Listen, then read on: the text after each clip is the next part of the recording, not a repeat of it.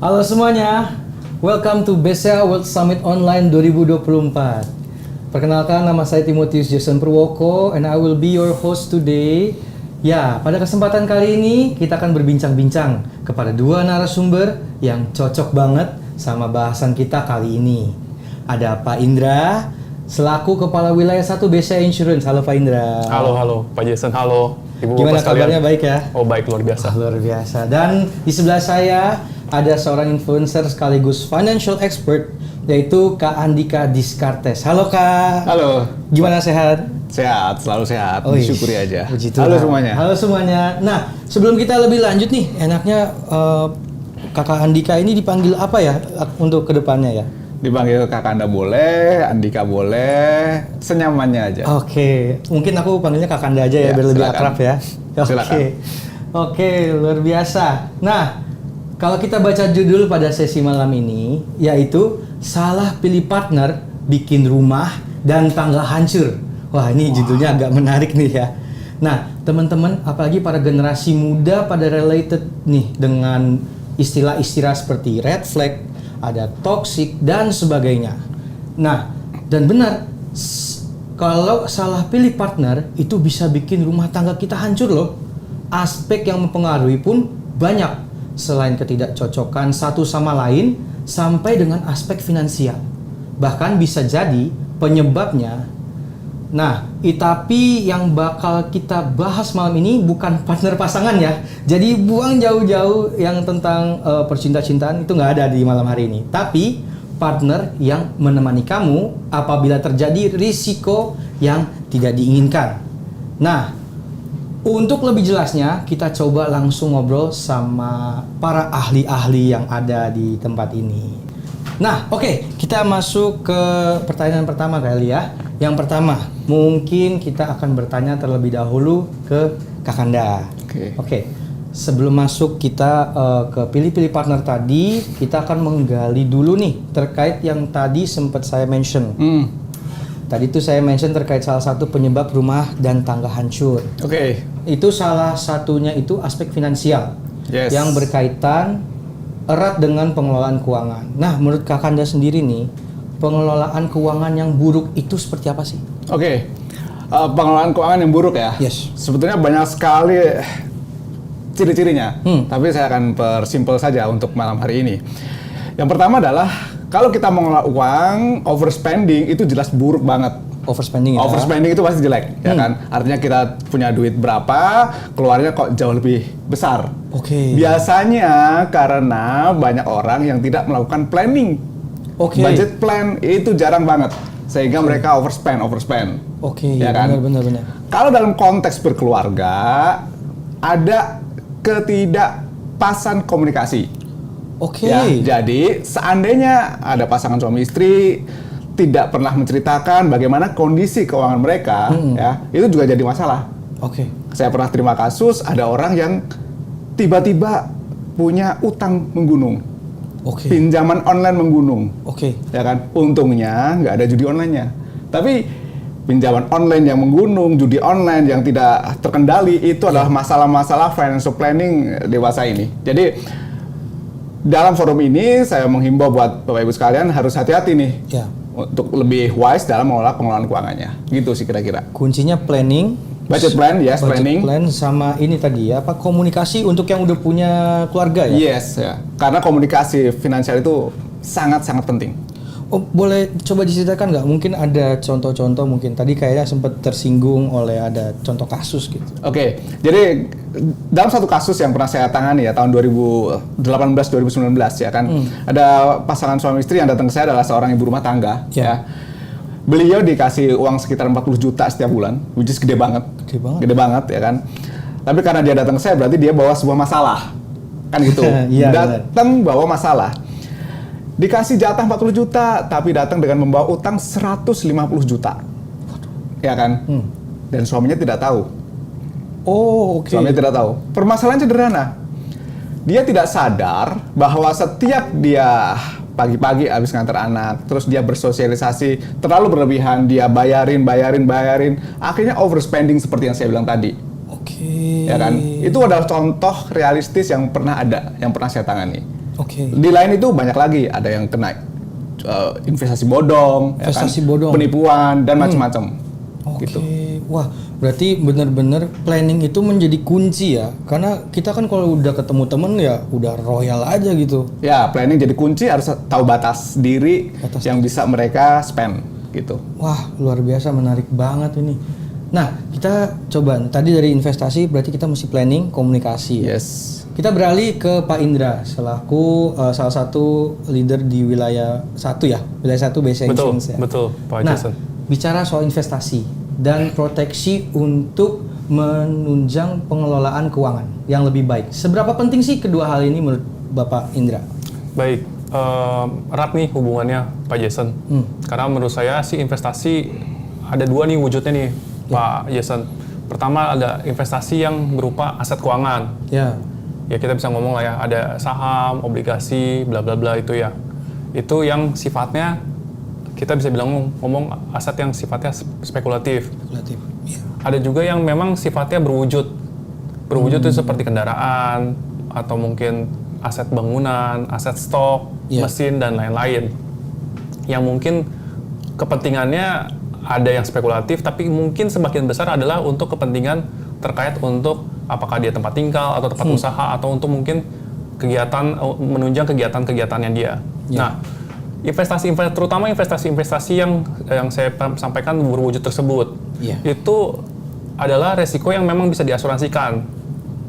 Kenapa perlu diasuransikan?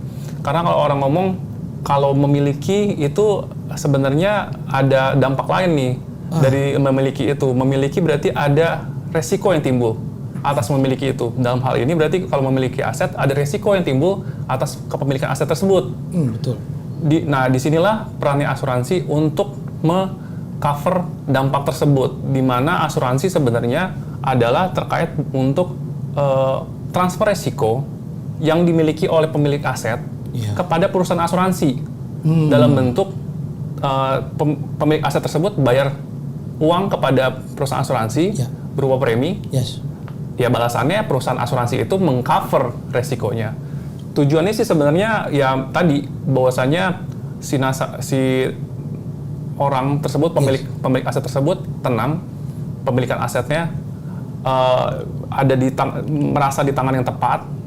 Apabila terjadi sesuatu atas aset tersebut, ya aset tersebut misalkan kebakaran atau apa, aset tersebut dia yakin bisa diganti oleh perusahaan asuransi. Jadi perasaan safety ya. Benar. Iya, benar. Tujuannya tadi Pak, apakah tadi apapun aset tersebut fungsinya ya, apakah sebagai tempat tinggal atau tempat usaha atau apapun bisa dipergunakan kembali sebagaimana fungsi semulanya. Jadi sebenarnya asuransi dan investasi itu berkaitan sekali ya. Benar. I see. Luar biasa. Nah, kita mau lanjut ke pertanyaan berikutnya nih, Bapak-bapak nih ya. Belakangan ini tuh banyak orang, terutama generasi aku nih ya, karena generasi aku ini kan beranjak dewasa dan mulai berkeluarga. Aku Gen Z by the way, teman-teman. Nah, generasi muda yang terjebak investasi bodong tadi sempat dibawakan Kak Kanda nih. Atau terjebak lagi pembelian proteksi dari perusahaan asuransi yang kurang berkualitas nih Pak. Jadi banyak nih perusahaan di luar sana asuransi yang kurang berkualitas nih. Nah, apa sih resiko yang terjadi apabila kita terlibat di investasi bodong atau salah pilih partner asuransi dalam melindungi aset kita? Nah, kita breakdown satu-satu nih. Kita ke Kak Kanda dulu. Kita mau ngomongin investasi bodong. Apa nih resiko yang terjadi apabila kita, amit-amit ya, tapi terlibat dalam investasi bodong? Oke. Kalau Pak Jason itu Gen Z, saya itu Gen Alpha sebetulnya. Walah. Gen Alpha ya? Gen Alpha. Mau kalah kita, Bos. Jadi gini, kalau apa sih resikonya kalau kita terjebak investasi bodong, ya kan? Saya akan straightforward aja jawabnya. Bahwa kalau kita sampai terjebak dan jumlahnya besar, kita bisa jatuh miskin, kita bisa depres, ya. Kita bisa putus asa, dan itu dampaknya bisa berkepanjangan sampai ke keluarga inti, ke keluarga orang tua, kalau punya family ke keluarga mertua, itu bisa panjang sekali dampaknya. Saya sering melihat sebuah keluarga itu hancur gara-gara kena investasi bodong, dan ini terjadi juga, gitu kan. Jadi misalnya apalagi kalau kita punya dana, contoh kita punya dana itu 100 juta gitu ya. 100 juta, rumah kita harganya 300 juta. Oke. kita kena investasi pertama bodong itu 50 juta. Ya. Seperti itu kan. Kemudian, aduh, diminta sama mereka, sama si penjahatnya, jebak lagi, tambah lagi sampai 100 juta. Nggak puas, tambah lagi sampai jual rumah, ganti rumah, kayak gitu kan. Kepakai semua. Jadi kan tidak hanya uangnya habis, tapi asetnya pun minus. Oh, iya. Terjual, kan gitu. Iya. Apalagi kalau sampai mereka mengajak teman-temannya, mengajak keluarganya, ayo ini punya potensi tinggi sekali nih, bisa cepet kaya nih. Nah, kata-kata cepet kaya nih, bikin orang cepet miskin. Cepet kaya bikin cepet. Iya kan? Oke. Kata-kata seperti itu. Sehingga, apa resikonya ketika kita terjebak investasi bodong? Kalau sampai full power, tetapi tidak mengetahui investasi apa ini sebetulnya, maka kita akan terjebak dan kehabisan uang, kehabisan dana. Betul. Tidak hanya uangnya habis, tetapi secara psikologis kita juga bisa kena. Oh iya. Jadi saya sampaikan sangat hati-hati ketika Bapak Ibu sekalian berinvestasi, ya jangan sampai kehilangan uang. Ya. Itu poin paling pentingnya. Itu dari saya. Tujuannya malah kan harusnya menambahkan uang ya. Betul jangan sampai sekali. hilang. Betul sekali. Menarik tuh tadi yang mengajak teman-teman ya, bisa Yes. begitu ya? Bisa, karena setiap orang itu berusaha untuk menjadi pahlawan. Ya, punya rasa, ini gue udah proven nih, padahal baru sekali. Belum 10 tahun, baru sekali nyoba. Gue udah proven nih, gue akan dapat 10% per bulan. Contoh seperti itu, Iya, ya kan? iya. Diajaklah teman-teman sekantor, diajaklah keluarga terdekat, ayo kita coba. Nanti kita bagi hasil deh, 10% ini kamu dapat 8%, aku 2%, misalnya seperti itu. Biasanya gitu sih. Ada kan? Iya, biasanya ya kan? gitu. Ada kan? Nah, banyak yang ikut urun dana. Padahal mana investasinya ini tidak terregister di otoritas. Waduh. Nah, mau kemana kalau udah jadi masalah kan gitu kan? Mau kemana? Siapa yang mau bertanggung jawab? Nggak ada. Gitu. Iya. Mengerikan sekali itu. Yes. Bukan jatuh sendiri, tapi jatuh bersama-sama. Segerombol. Yes. Nah, kita akan beralih ke bagian asuransi. Pak Indra, Ya, saya Pak Jasad. mau bertanya nih. Kalau apa yang risikonya tuh apa yang bisa terjadi kalau misalnya kita pilih partner asuransi, tapi asuransinya itu kurang berkualitas, Pak? Baik. Sebelumnya menyampaikan bahwasanya asuransi kan sebenarnya janji perusahaan asuransi kepada pemilik polis. Ya. Bahwasanya apabila terjadi sesuatu, perusahaan asuransi akan membayar, gitu ya. Nah, yang terjadi kalau memang kita rekanan dengan asuransi yang kurang kompeten mungkin ya Pak, izin ya, itu ada kemungkinan dampaknya apabila terjadi klaim, Ya. mereka akan melakukan prestasi Pak. Dalam maksudnya saya ini adalah perusahaan asuransinya, Ya. apakah akan membayarnya tidak full, Oh, oke. atau bahkan nggak bayar sama sekali Pak. Oke. Pengalaman saya ada asuransi yang memang dia bayar sebagian, karena memang ternyata dia sanggupnya cuma sebagian itu. Sisanya dalam bahasa kasarnya mungkin minta si nasabah mengikhlaskan gitu ya. Tapi kan nggak bisa seperti itu ya Pak. Itu prestasi yang akan mengakibatkan ya produksi mungkin perusahaan tidak berjalan kembali normal. Kemungkinan mungkin juga kita kalau itu terjadi di rumah tinggal kita, itu mungkin kita juga mesti nyewa tempat tinggal lebih lama karena mesti diperbaiki, atau mungkin pada saat kita perbaiki rumahnya atau aset kita lebih kecil atau speknya lebih rendah karena memang pengganti rugiannya lebih kecil. Itu yang akan terjadi apabila kita rekanan dengan asuransi yang tadi Bapak bilang mungkin. Hal seperti itu. Iya ya, jadi harusnya aset yang bisa bekerja buat kita malah tidak bisa dikembalikan ke keadaan yang semulanya itu ya. Benar Pak, karena mungkin ada beberapa orang yang menaruh passionnya kepada aset tersebut. Mungkin secara desainnya dia perhatian khusus, mesinnya juga dia rakit khusus atau apanya, tapi ternyata harapannya dia pada saat ganti rugi, mengalami kerugian, mengharapkan ganti rugi, ternyata tidak bersambut nih. Kalau dibilang setelah kena jatuh ketimpa tangga, ya itu Pak, dampaknya kurang lebih seperti itu. Wah, ngeri banget ya. Di pihak investasi kalau sampai kena investasi bodong langsung jatuh miskin. Nah, bukan jatuhnya sendirian, malah ternyata bisa sama teman-teman atau keluarga. Itu bahaya banget. Nah, dari pihak asuransi itu ternyata juga sama. Malah aset yang seharusnya kita pakai untuk mendapatkan keuntungan bagi kita malah tidak bisa digunakan kalau kita berpartner atau berkawan atau bermitra dengan asuransi yang kurang berkualitas. Nah, wah saya jadi lebih paham nih, sehingga bisa menghindari dari produk-produk investasi bodong dan bisa memilih partner yang tepat.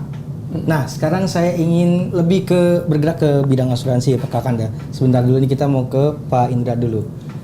Seberapa penting sih asuransi kebakaran untuk kita nih, dan bagaimana sih untuk mungkin itu dulu deh. Seberapa penting asuransi kebakaran untuk kita dan teman-teman online yang sedang menyaksikan?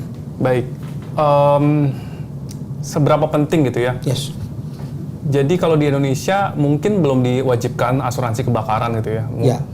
Tapi bahwasanya belum diwajibkan, kalau di luar negeri ada beberapa yang sudah mewajibkan. Di Indonesia itu baru diwajibkan apabila mungkin Pak Jason gitu ya mengajukan instrumen keuangan seperti KPR atau modal kerja, itu baru wajib Pak. Itu pun kewajibannya karena perbankan, kebutuhan perbankan. Nah, kalau di luar itu memang kalau kita berkaca dari sisi kesadaran asuransi di Indonesia memang masih rendah.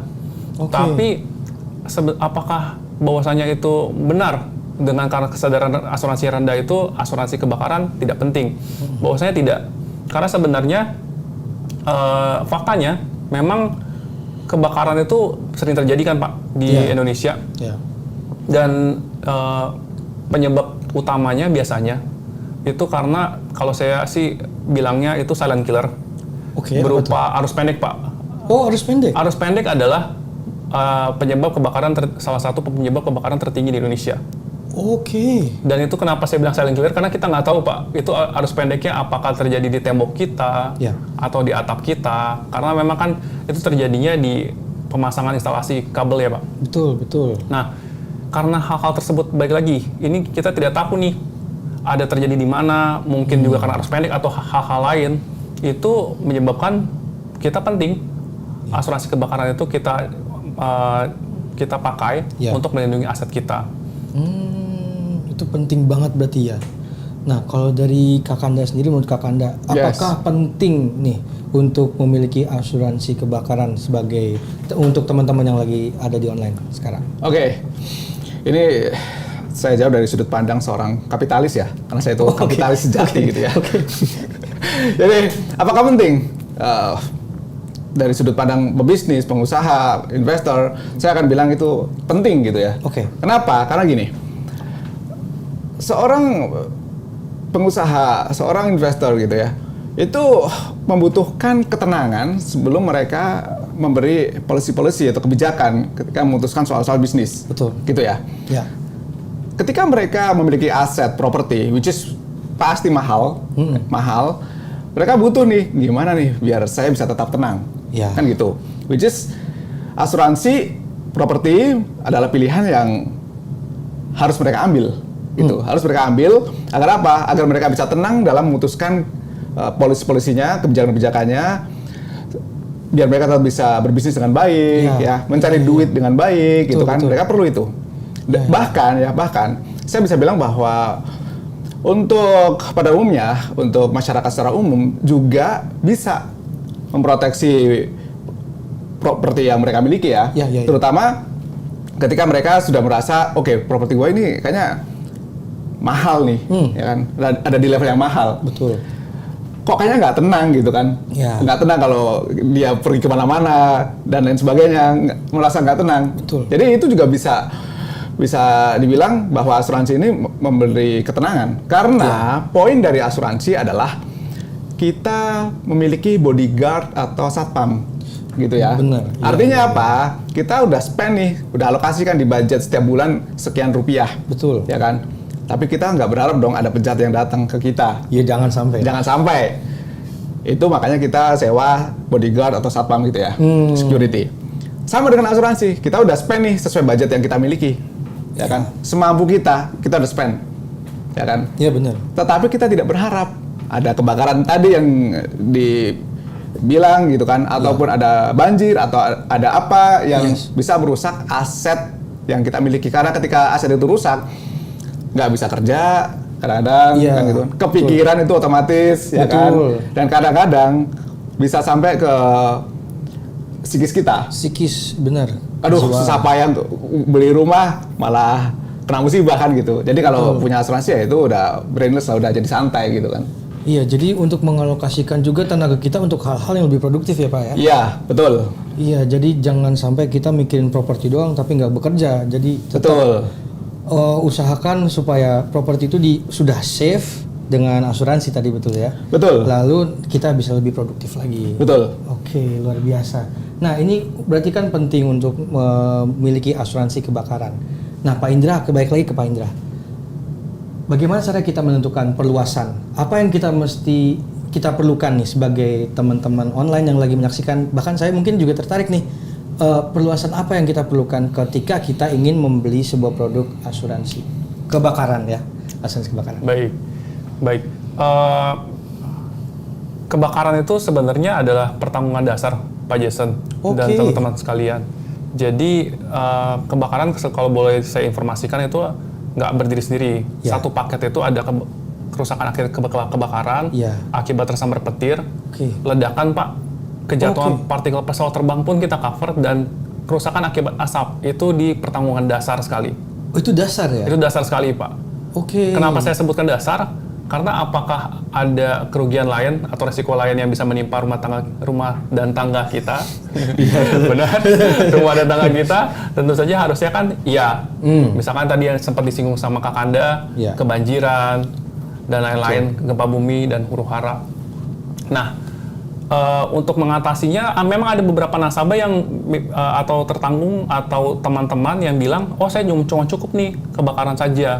Tapi ada beberapa teman-teman yang lain yang juga membutuhkan, oh saya butuh lebih luas daripada itu.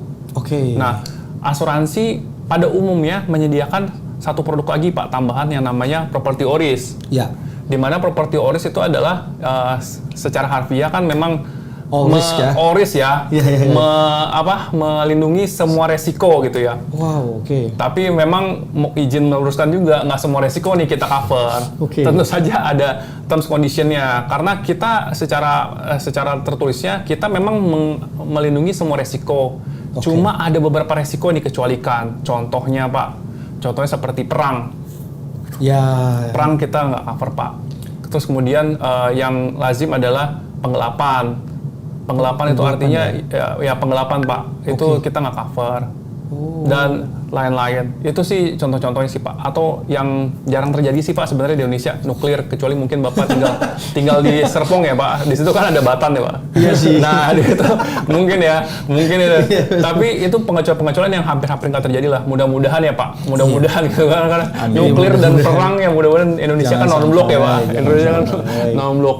Tapi berarti kalau seperti kasusnya di luar sana, perang itu tidak, misalnya lagi di luar ya, berarti kalau misalnya keadaan di Indonesia lagi perang, itu tidak di-cover?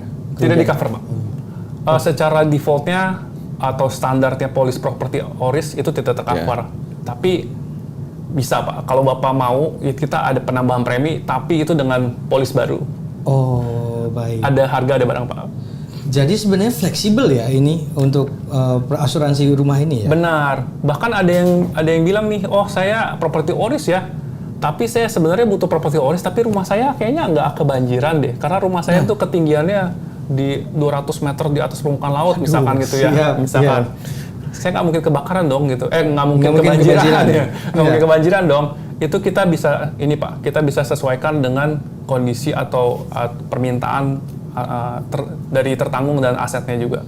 Tapi sebaliknya Pak, sebaliknya karena asuransi itu kita cover resiko yang tidak pasti gitu ya. Betul.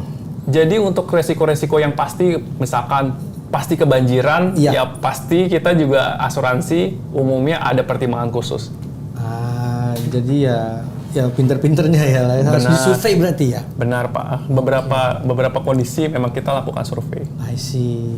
Nah berarti penting banget nih, karena dari paparan yang dari Pak Indra, dari Kak Kanda juga, bahwa kita nggak tahu kapan hari buruk tuh nggak ada di kalender gitu teman-teman. Jadi ya kita harus, supaya kita bisa lebih produktif, kita harus mempercayakan aset-aset kita kepada partner yang tepat gitu. Nah, selain dari pertimbangan terkait perluasan, hal-hal apa lagi sih yang perlu diperhatikan teman-teman jika ingin memiliki asuransi kebakaran untuk properti nih Pak Indra? Kira-kira apa lagi nih hal-hal selain perluasannya? Jadi beberapa hal sih Pak yang perlu kita perhatikan adalah terkait dengan ini Pak. Untuk yang pertama yang sering dilupakan oleh teman-teman yang mau mengasuransikan adalah terkait dengan harga pertanggungan atau uang pertanggungan. Di mana uang pertanggungan itu menjelaskan lagi ya Pak, kami ini di asuransi kerugian nih agak beda nih sama asuransi jiwa. Kalau asuransi jiwa uang pertanggungan kami serahkan ke misalkan Pak Jason, Kak Anda nih, karena saya atau asuransi jelas tidak bisa menilai nyawa bapak-bapak sekalian gitu. Yang menilai ya bapak-bapak. Nah, kalau di kami di asuransi kerugian itu clear Pak, karena kita itu mengasuransikan aset, dan aset itu bisa dinilai secara finansial. Ada ilmunya, ada pengukurannya, semua bisa di-appraise. Jadi harapan kami berbeda dengan asuransi jiwa yang memang uang pertanggungannya suka-suka lah, sesuai dengan penilaian diri sendiri. Kalau kami harapannya adalah uang pertanggungan itu sebesar dari nilai berapa sih yang harus dikeluarkan kalau misalkan bangunan atau isi bangunan atau mesin atau stok itu hilang semua. Berapa sih yang mesti dikeluarkan untuk memulihkan kembali kondisi finansial atau kondisi aset tersebut sesaat sebelum kejadian, misalkan sesaat sebelum kebakaran berapa, sesaat sebelum kebanjiran berapa, itu yang harus kita masukkan di polis tersebut Pak. Jadi akumulasi semuanya ya? Iya. Nah ini penting Pak, karena kenapa? Karena kalau ini diabaikan dan sering kali diabaikan, yang terjadi ada dua Pak. Yang pertama adalah overinsure kalau di asuransi. Overinsure di asuransi artinya si tertanggung itu mengasuransikan lebih daripada nilai pemulihannya. Contoh, nilai bangunannya 1 miliar. 1 miliar? Tapi dia mengasuransikan 4 miliar. Harapannya, kalau kebakaran atau habis full, saya dapat 4 miliar nih. Padahal tidak demikian. Karena asuransi prinsipnya adalah ganti rugi Pak, bukan ganti untung. Bukan ganti untung, benar. Iya, benar. Kalau ganti untung kita yayasan Pak. Jadi, yang dampaknya tadi ya kalau memang kebakaran apakah asuransi tidak bayar? Bayar Pak. Kalau memang itu haknya si teman-teman atau si nasabah tersebut kita bayar. Cuma dampak negatifnya adalah si nasabah membayar premi yang sebenarnya nggak perlu mubazir Pak. Karena berlebihan gitu. Iya, karena dia dengan membayar premi 1 miliar pun untuk aset 1 miliar dia akan mendapatkan perlindungan yang sama dibanding dia membayar premi untuk 4 miliar, tapi aset cuma 1 miliar. Kalau dia runtuh pun dapatnya tetap 1 miliar.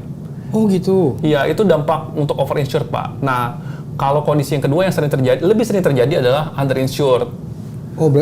Under berarti kurang dari nilainya ya? Benar, underinsured. Jadi, ini kurang daripada nilai pemulihannya Pak. Lebih kecil daripada nilai pemulihannya. Contoh. Nilai dengan bangunan yang sama 1 miliar, ternyata dia mengasuransikan 500 juta.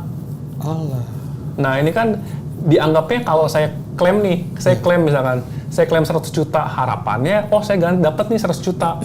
Padahal asuransi tidak bergerak demikian.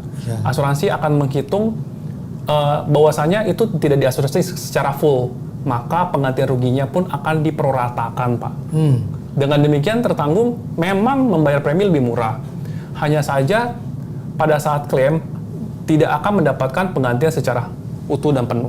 I see. Gitu Pak.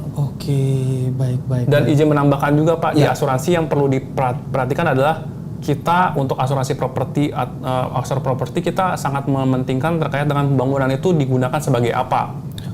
Karena ada kayak ruko atau segala macam gitu ya? Ya benar Pak. Di OJK itu OJK mengeluarkan daftar red yang ada penggunaan bangunannya dan harus dipatuhi oleh semua perusahaan asuransi di Indonesia. Nah, penggunaan bangunan itu yang akan menentukan rednya berapa. Jadi kalau memang rednya misalkan bangunan dipakai sebagai toko, mau pakai red rumah tinggal yang lebih murah nggak bisa karena OJK sudah menentukan demikian. Nah, ini juga akan berpengaruh juga Pak. Kalau tetangga kita nih Pak, kita resikonya lebih tinggi. Kalau di asuransi namanya resiko berdampingan atau adjacent risk.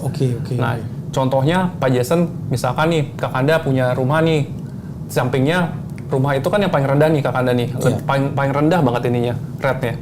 Kalau gambaran lah, harga pertanggungan 1 miliar setahunnya cuma 300.000 Pak Jason. Iya. Nah, ternyata di sampingnya kita anggap ekstrimnya pabrik plastik.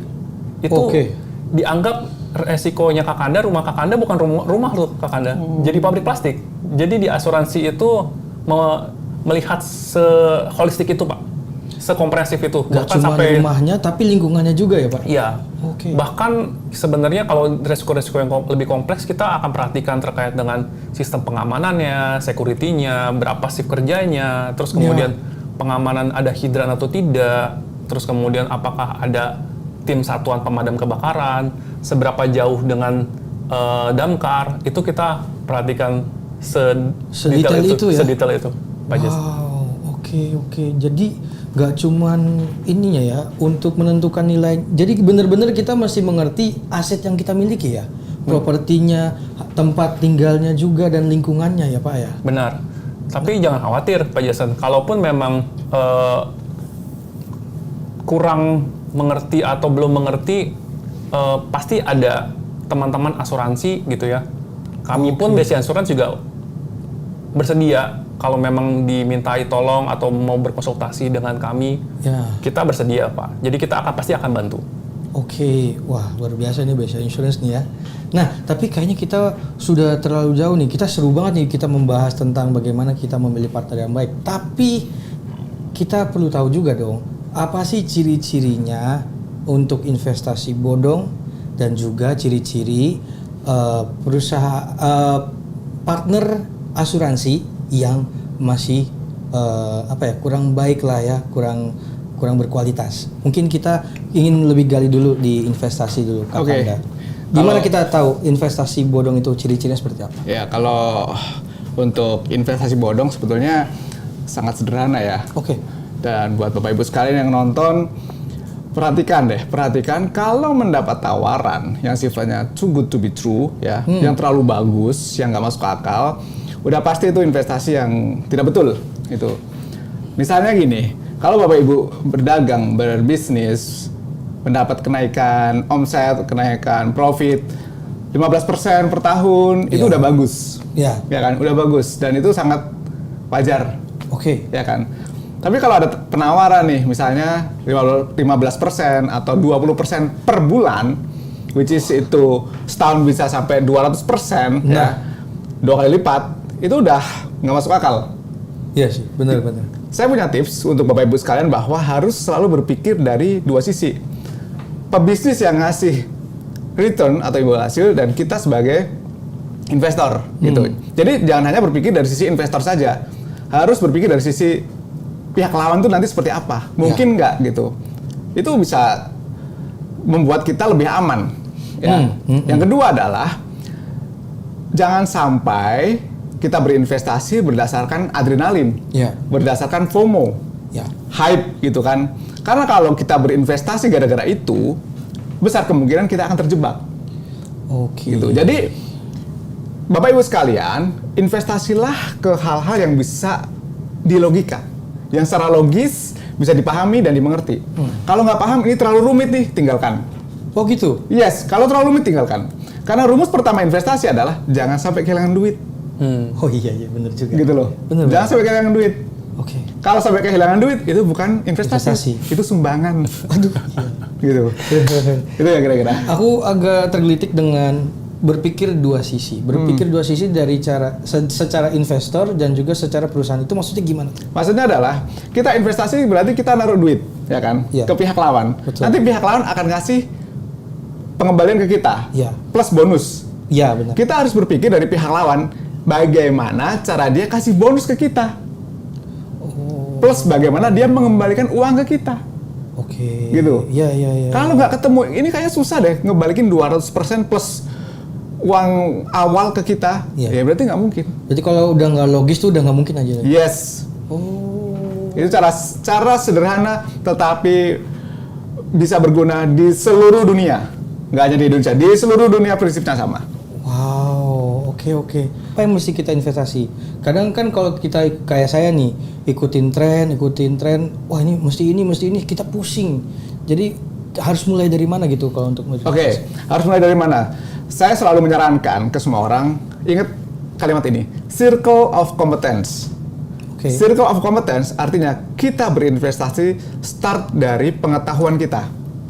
Oke. Ya, ini filosofi dari Charlie Munger, almarhum. Ya. Di mana dia hanya berinvestasi ke instrumen atau aset yang dia pahami, Oke. ya kan? Nah, jadi kalau misalnya Bapak Ibu sekalian punya bisnis atau kerja di industri perbankan, ya kan? Iya. Belajar dulu aset-aset perbankan, belajar dulu dunia multi finance. Oh, bisa nih beli obligasi, beli reksadana, beli saham yang relate to perbankan. Kalau menurut Bapak Ibu udah paham, itu bisa. Jangan langsung lompat nih ke aset-aset yang aneh, Oke. ya kan? Ya. Kenapa? Karena kalau lompat, resikonya gede, profitnya belum tentu. Oh. Kalau kita di circle of competence, ya, resikonya kecil, Ya. profitnya kebayang.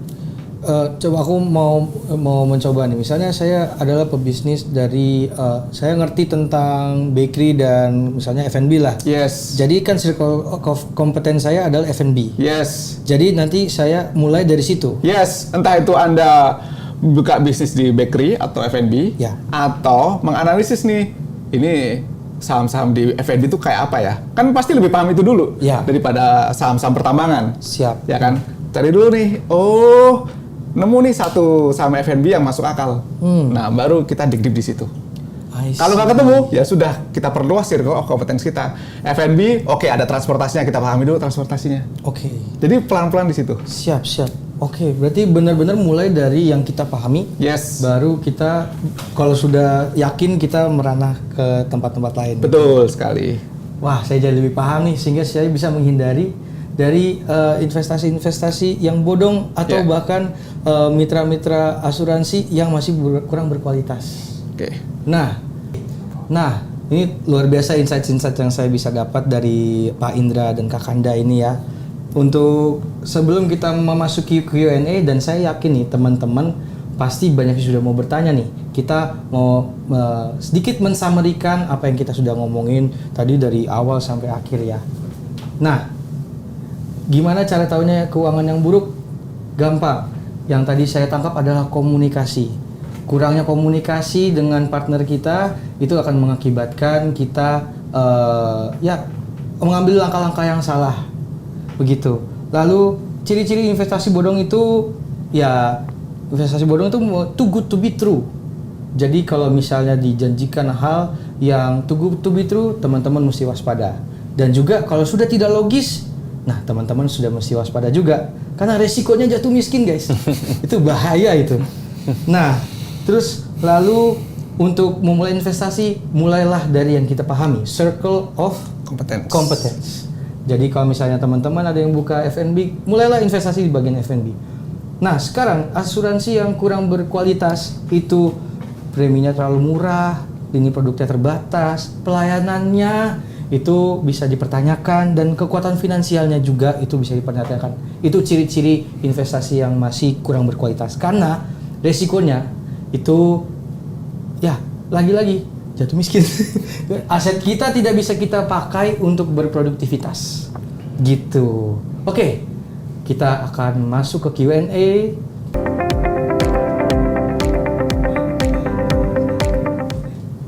Oke, ini ada pertanyaan pertama. Pak Indra, maaf, saya mau bertanya. Bila mana saya memiliki aset berupa ruko yang dijadikan gudang, risiko apa saja yang harus saya waspadai? Dan coverage asuransinya apa yang cocok untuk memproteksi aset saya? Terima kasih, sama-sama. Mungkin Pak Indra boleh dijawab ini. Gimana caranya kalau misalnya dia punya aset ruko dan dijadikan gudang? Baik, thank you pertanyaannya. Terkait dengan resiko ruko yang dijadikan gudang, Betul. Ibu dan Bapak. Jadi sebenarnya di resiko tersebut tentu saja yang akan berbeda nih. Apakah gudangnya itu ditempati atau ada yang mes di situ, Pak atau Ibu, atau memang ditinggal? Kalau memang ditempati, itu pasti harusnya ada membantu nih, ada yang bantu menjaga asetnya Bapak dan Ibu tersebut. Kalau ditinggal, saya sarankan mungkin Bapak dan Ibu pasti harusnya pasang sistem pengamanan tambahan seperti CCTV dan alat tabung pemadam kebakaran. Cuma secara asuransi, saya sarankan kepada Bapak Ibu nanti harus jelas asuransi kebakaran, dan yang lainnya mungkin perlu dicek dulu sih. Yang tadi saya sampaikan, apakah area Bapak Ibu itu memang rentan untuk resiko-resiko lain yang memang tercover di properti ORIS. Kalau memang rentan atau memang ada kebutuhan, saya sarankan Bapak Ibu ya mengasuransikan sekalian aja properti ORIS. Cuma kalau misalkan tadi kan contohnya tadi yang banjir ya Ibu Bapak, karena tadi ketinggiannya cukup tinggi asetnya. Cuma mungkin contoh yang lain, kalau resiko huru-hara itu sebenarnya kalau secara asuransi kita melihatnya apakah dekat dengan kantor-kantor pemerintahan, ataukah dekat dengan unit-unit perusahaan dari ekspat luar. Nah, kalau memang dua hal ini tidak terpenuhi, saya juga pikir mungkin huru-hara tidak diperlukan oleh Bapak dan Ibu, atau mungkin jauh nih dari pelabuhan gitu ya. Nah, saya pikir itu juga nggak perlu. Atau mungkin di kawasan perumahan. Tapi kalau sebaliknya, dekat dengan kantor-kantor pemerintahan, dekat dengan unit-unit perusahaan dari ekspat luar gitu kan, terutama mungkin beberapa negara gitu, dan juga mungkin dekat pelabuhan atau dekat kawasan industri, saya sarankan sih sebaiknya langsung ambil properti ORIS aja sih Bapak dan Ibu, regardless apapun lah ya, misalkan ruko, rumah, gudang, apapun, saya sarankan sih ambilnya properti ORIS. Mungkin mudah-mudahan menjawab sih. Ya, jadi tetap harus ditinjau kembali ya lingkungannya, gudang, ruko ini berada di mana gitu ya. Jadi, benar. Supaya bisa menentukan coverage-nya yang tepat gitu ya Pak ya. Benar. Oke, kita lanjut ke pertanyaan. Oke, berikutnya.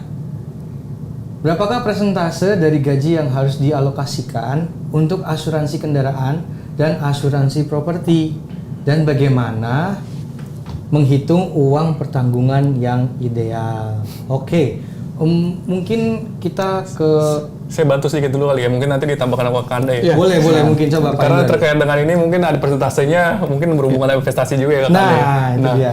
Jadi untuk saya yang bisa saya gambarkan mungkin terkait dengan besaran mungkin ya, besaran yang nanti Bapak Ibu sekalian bisa konversikan nih nanti terkait besaran preminya dengan pendapatannya Bapak Ibu sekalian.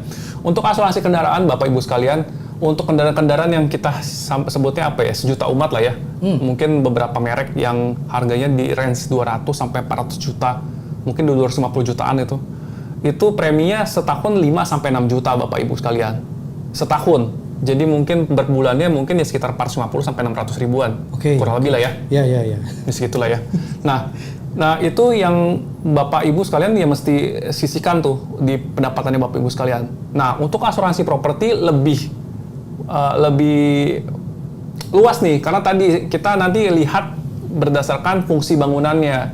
Cuma contoh yang bisa saya sampaikan adalah kalau rumah tinggal lah ya, rumah tinggal mungkin bangunan sebagian besar di Indonesia adalah rumah tinggal. Rumah tinggal itu kalau 1 miliar, asuransi kebakarannya adalah sebesar 300.000 per tahun. Yang mana berarti sebulannya sekitar 25.000. Sedangkan kalau asuransinya itu 1 miliar nilainya, pakai properti ORIS itu sekitar 800.000 Bapak Ibu sekalian. Nah, jadi itu mungkin nanti Bapak Ibu sekalian bisa korelasikan tuh dengan nanti berapa sih yang mesti dialokasikan dari persentase gaji Bapak Ibu ke asuransi tersebut, kebutuhan asuransi. Nah, yang kemudian bagaimana sih menghitung uang pertanggungan yang ideal? Jadi Bapak Ibu sekalian, benar ini uang pertanggungan itu sangat vital, sangat penting dalam polis asuransi. Yang perlu bagaimana cara menghitungnya? Tentu saja tadi Bapak Ibu sekalian, nilai yang mendekati dengan nilai perolehannya. Kalau mungkin TV Bapak Ibu sekalian belinya 10 juta misalkan, ya diasuransikanlah 10 juta gitu. Kalau bangunan Bapak Ibu sekalian itu bangunnya 5 miliar, 1 miliar, monggo diasuransikan sebesar itu. Cuma mengingatkan bahwasanya kita asuransi kerugian hanya mengcover bangunannya Bapak Ibu dan isinya. Tapi tidak nilai tanahnya, karena tanah tidak mungkin rusak. Jadi kadang ini juga sih sering pada saat beberapa teman-teman atau nasabah nanya sama saya, uang pertanggungan saya segini nih. Saya lihat rumahnya Bapak Ibu mungkin 1 miliar cukup ya? Enggak, saya beli 5 miliar. Nah, kebanyakan dihitung juga nilai tanahnya. Nah, Bapak Ibu sekalian, uang pertanggungan yang ideal selain daripada nilai pemulihan adalah jangan dihitung nilai tanahnya. Dari saya sih itu. Kalau mungkin dari Kak Kanda ada yang mau ditambahkan mungkin. Oh ya, kalau terkait sama dari gaji gitu ya. Ya, Oke. Berdasarkan pengalaman saya bertahun-tahun ya, saya sangat jarang sekali menggunakan persentase. Oke. Ya, kenapa? Karena gini, kalau Bapak Ibu bisa beli, tadi dibilang Pak Indra, udah bisa beli kendaraan harga 400 juta, which is asuransi 6 juta, ya masa nggak bisa sih beli 400 juta, asuransiin 500.000 per bulan gitu. Iya. Kalau sampai itu terjadi, berarti udah salah pengelolaannya, udah pasti itu. Oke. Udah pasti. Iya. Sama, beli rumah 1M, keluar duit 300.000 buat bayar asuransi setahun. Nggak bisa, ada salah lagi pasti. Bener juga sih ya. Kan gitu, Iya, itu benar. adalah logika tanpa kita hitung matematika yang terlalu jelimet. Betul. Gitu. Jadi bagaimana, berapa persentasenya ya? Tidak perlu pakai persentase Pak, Ibu sekalian. Kalau Anda keberatan untuk mengeluarkan uang asuransi untuk memprotek mobil atau rumah yang harganya jauh lebih mahal, ya berarti udah ada problem dari sirkulasi spending Anda. Gitu. Ada problem. Which is kalau seperti itu harus ditelaah lebih jauh. Ya. Jangan-jangan ya ada cicilan kartu kredit yang numpuk. Bisa jadi. Jangan-jangan nih, kok bisa berat? Orang bisa beli mobil kok mahal, ya kan? Jangan-jangan lagi dia keluar duit buat cover yang lain-lain, ada harus sandwich generation ya misalnya ya, atau harus ngasih uang bulanan yang super mahal gara-gara masalah, ada masalah kesehatan atau apapun itu gitu kan? Jangan-jangan itu yang terjadi. I see. Gitu. Jadi bahkan kalau saya bilang persentase itu akan sangat berbeda, akan tidak adil. Orang yang gajinya 10 juta, persentasenya 10% itu cuma 1 juta. Orang gajinya 50 juta, 10% 5 juta. Nanti beda lagi gitu. Jadi sepanjang Anda bisa mengalokasikan asuransi dan tidak membebankan keuangan bulanan dan investasi bisa jalan lebih besar daripada uang yang digunakan untuk saving atau insurance tadi, maka aman. Ya monggo gitu lah. Monggo. Ya. Kalau sampai nggak bisa saving, nggak bisa investing, ya keuangan bermasalah. I see. Itu aja. Semoga menjawab ya. Ini yang menanyakan pertanyaan yang ini. Ya. Nah, kita lanjut nih, kayaknya masih banyak deh. Selamat malam. Oke, selamat malam juga. Saya mau bertanya untuk Kak Andika dan Kak Indra. Bagaimana cara mengintegrasikan asuransi dalam strategi perencanaan keuangan jangka panjang? Nah, ini kayaknya keahliannya Kak Kanda nih. Coba mungkin gimana nih Kak Kanda? Mengintegrasikan asuransi dalam strategi perencanaan keuangan jangka panjang. Jadi gini ya. Gimana? Kita tidak perlu pusing-pusing, tinggal dibeli. Kan mengintegrasikan. Gitu aja sebetulnya kan. Pertanyaan gitu, gimana mengintegrasikan ya kita beli gitu. Tapi poinnya adalah fokus ke hal-hal besar yang susah kita cover menggunakan uang sendiri. Maksudnya gimana tuh? Contoh ya kan, habis beli rumah misalnya. Iya. Bapak habis beli rumah ya kan, Iya. terus kena problem deh, bulan depan bisa beli rumah lagi nggak? Nggak bisa. Nggak bisa ya. Kalau hari ini misalnya, hari ini handphone Bapak hilang, Ya. bulan depan bisa beli handphone nggak? Mungkin. Masih mungkin ya? Masih mungkin. Jadi kita fokus ke hal-hal besarnya, fokus ke kita protek dulu rumahnya, kita protek dulu mobilnya. Oke, benar. Gitu loh. Ya. Jadi kalau kita punya alokasi dana, kita alokasikan dulu ke hal-hal besarnya, di mana kita susah nih kalau terjadi masalah, kita yang cover sendiri. Betul, paham. Paham ya? Paham. Kalau kita fokus yang kecil-kecil, nggak usah jangka panjang aja nanti pusing. Oh benar. Gitu loh. Ya. Oke. Jadi ketika kita bicara soal jangka panjang, problem mana yang akan menghambat tujuan keuangan kita dalam mengakumulasi aset? I see. Gitu. Bagian mana yang bikin kita susah payah nabung, terus keluar duit berantakan? Paham, betul. Itu yang di list tuh. Iya, kalau rumah dibanding sama HP ya lebih banyak rumah ya. Betul, itulah kenapa kalau kita bicara soal financial planning jangka panjang, pasti ada bagian investing, ada bagian insurance. Betul. Bagian insurance ada yang tadi Bapak Indra bilang, ada bagian properti, bagian rumah, ada yang bagian kesehatan, ada bagian jiwa, itu beda-beda gitu. Betul. Ya, Betul. jadi kira-kira demikian Pak. Oke, semoga-moga menjawab. Apa Indra Saya mau izin menambahkan? menambahkan ya Pak dikit. Boleh. Bahwasanya kalau menurut saya sih asuransi itu nggak cuma dibutuhkan di jangka panjang aja, di jangka pendek juga. Iya. Kenapa demikian? Perencanaan jangka pendek dan jangka panjang butuh asuransi karena asuransi itu bergerak di resiko. Resiko itu walau alam ya Bapak Ibu sekalian. Tiap hari ada tidak aja ada yang gitu. tahu, tidak ada Iya. yang tahu kapan terjadi. Ya. Di mana terjadi, seberapa besar terjadi. Betul. Jadi untuk mendapatkan sustainable growth atas suatu perusahaan gitu ya, kan mulainya pasti dari jangka pendek dulu tuh. Betul. Nggak mungkin langsung sustainable langsung ya gitu ya. Jadi saya pikir nggak cuma jangka pendek, nggak cuma jangka panjang, sekali lagi ini jangka pendek juga harus dialokasikan. Ya. Dengan demikian ya tadi bisa terjaga pertumbuhannya. Nah, khusus untuk yang jangka panjang nih, ini mau sharing juga case menarik juga. Ada ada satu nasabah di kami yang memang sudah, sekali lagi, sudah mengasuransikan kami sudah lama nih, sudah lama sekali. Jadi mungkin ya kami sudah BC Insurance sudah termasuk di jangka pendek dan jangka panjangnya si perusahaan tersebut. Nah, tapi berlangsungnya itu usaha, polis berlangsung terus. Polis kan per tahun pajasan dan Kakanda. Setiap tahun kita review nih. Kita selalu tanya kepada tertanggungnya atau nasabah atau teman yang tersebut, apakah ada perubahan pada saat perpanjangan.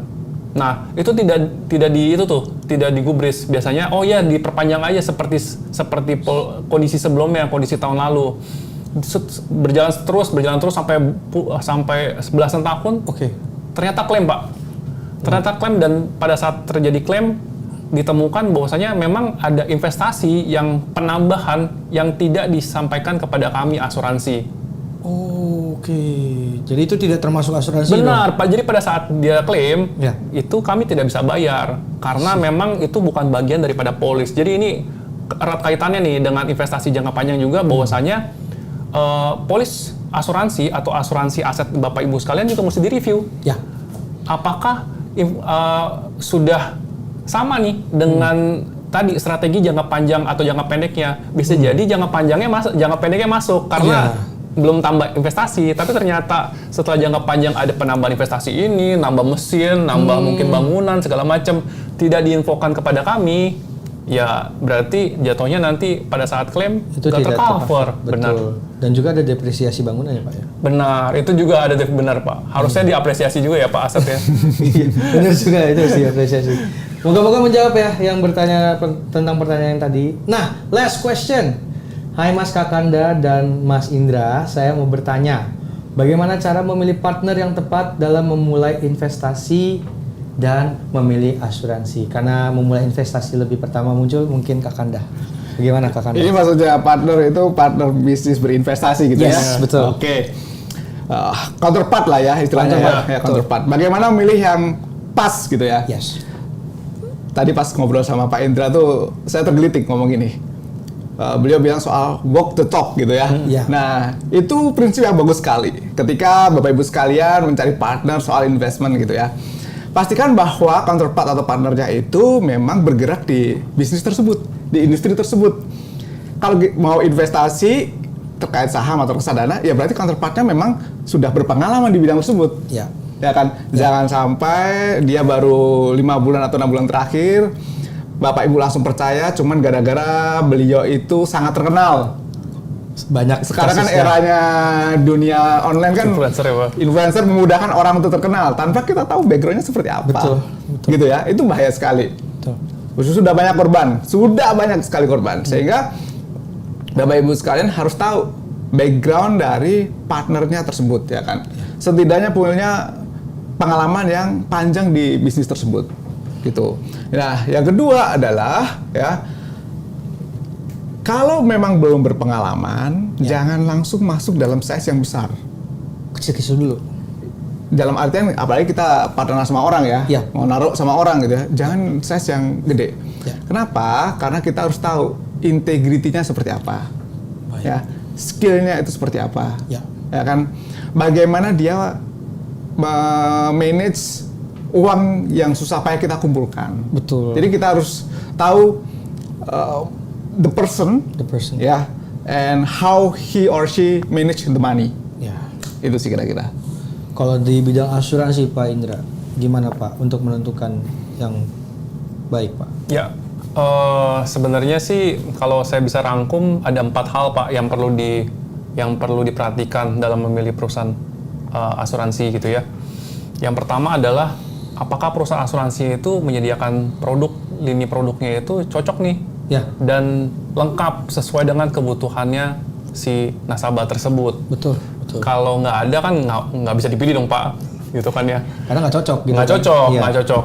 Dan terkait itu juga yang kedua adalah terkait dengan asuransi itu bukan jualan polis Pak, bukan jualan buku polis.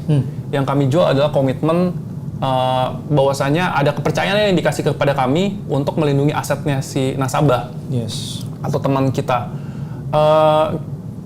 Harus ada dong ini integrasi pelayanan Ya. dan jaringan gitu. Ya. Nah,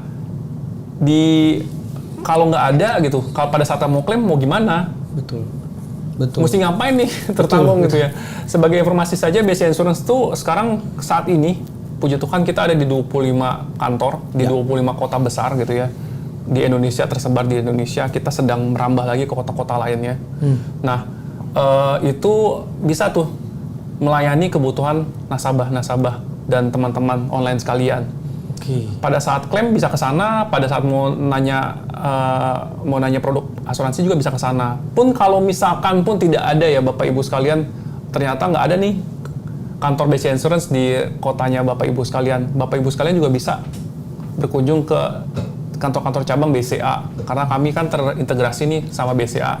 Jadi kita pasti akan bisa bantu juga kebutuhan apapun lah terkait dengan asuransi, mau pendaftaran asuransi atau bahkan untuk klaimnya kita bisa bantu terintegrasi. Jadi dengan demikian kita 25 kantor ditambah dengan ratusan kantor BCA, mau gimana lagi nih Pak? Belum lagi kita terintegrasi juga dengan hotline terbaik di dunia Pak. Halo BCA, benar.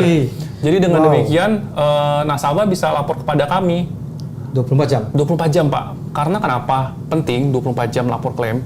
Karena untuk asuransi sebagai trivia aja ya Bapak Ibu. Asuransi kendaraan itu ada batas waktunya Bapak Ibu. Laporannya itu maksimal 5 hari dari tanggal kejadian. 5 hari kalender. Oke. Sedangkan untuk asuransi properti 7 hari kalender. Dengan demikian kita membuka seluas-luasnya nih jaringan dan juga layanan. Tujuannya tadi untuk memudahkan tertanggung atau nasabah dalam mendapatkan produk dan haknya. Di mana ada BCA, ada BCA Insurance berarti ya? Benar. Yang kemudian izin beralih ke yang lain Pak, kita juga mesti pada saat memilih perusahaan asuransi, kita juga mesti melihat finansialnya Pak. Ya. Apakah mempunyai dasar keuangan yang stabil dan kuat? Oh, yang tadi itu ya? Iya, betul. Mau menampilkan sedikit, BCA Insurance itu per Juni 2024 kita sudah bukukan premi itu di 916 miliar. Wow, banyak sekali. Dengan klaim yang kita bayar di 174 miliar. Wow. Pak Jason. Jadi itu menunjukkan komitmen kita terkait dengan memang kewajiban kita pembayaran klaim. Ya, luar biasa. Kemudian kita laba setelah pajak 121 miliar nih Pak. Artinya ya kita melaksanakan bisnis yang proper. Kita lakukan pengumpulan premi, pencadangan premi ya memang benar gitu ya. Betul. Dengan total ekuitas per Juni 2024 ada di 1,3 triliun. Oke, luar biasa. Udah nggak kerasa ini karena asik ngobrol, asik. Dari teman-teman juga pertanyaannya luar biasa banget. Terima kasih untuk pertanyaannya. Tidak terasa saja kita udah harus berpisah nih Bapak Ibu, teman-teman online juga. Terima kasih atas perhatian dan antusiasme teman-teman dalam sesi kali ini. Berasa banget teman-teman tuh antusias. Mohon maaf kalau ada pertanyaan-pertanyaan yang belum sempat dijawab. Nah, kalau misalnya pertanyaan-pertanyaan berkaitan dengan investasi, silakan hubungi Kak Kanda. Kalau ada yang pertanyaan-pertanyaan berhubungan dengan asuransi, Bapak Indra siap menjawab. Saya Jason Purwoko mewakili seluruh tim, pamit undur diri. Sampai jumpa di acara BCA World Summit berikutnya. Sampai jumpa.